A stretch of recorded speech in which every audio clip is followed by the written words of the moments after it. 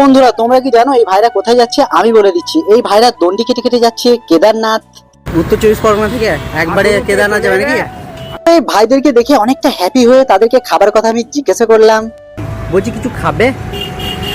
সেখানে আমি নানা রকমের খাবার অফার করেছিলাম, কিন্তু তারা সেরকম কিছুই খাচ্ছিল না।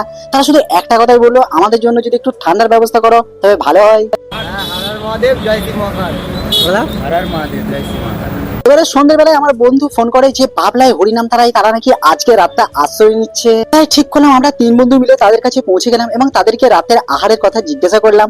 বলতেই তারা বললো তোমাদের যা খুশি সেটাই আমাদের খাওয়াতে পারো। আমি সেই ভাইদের মুখ থেকে শুনতে পাই রাতে নাকি তাদের জন্য আর এক ভাই খাবারের ব্যবস্থা করেছে। তাই আমরা সোজা চলে গেলাম বাজার আর সেখান থেকে কিছু ফল কিনে নিলাম। এই ভাইদের কিন্তু একটা পেজ আছে আর যেটার নাম হর হর শম্ভু। তবে তাদের কেদারনাথ যেতে পুরো 2 বছর লেগে যাবে, যেটা শুনে তো আমি পুরোই অবাক। তাদের জন্য কিছু ফল কিনে তাদেরকে দিলাম। আর তোমাদের একটা কথাই বলবো, মানুষ হয়ে কিন্তু মানুষের পাশে দাঁড়াতে শেখো বস।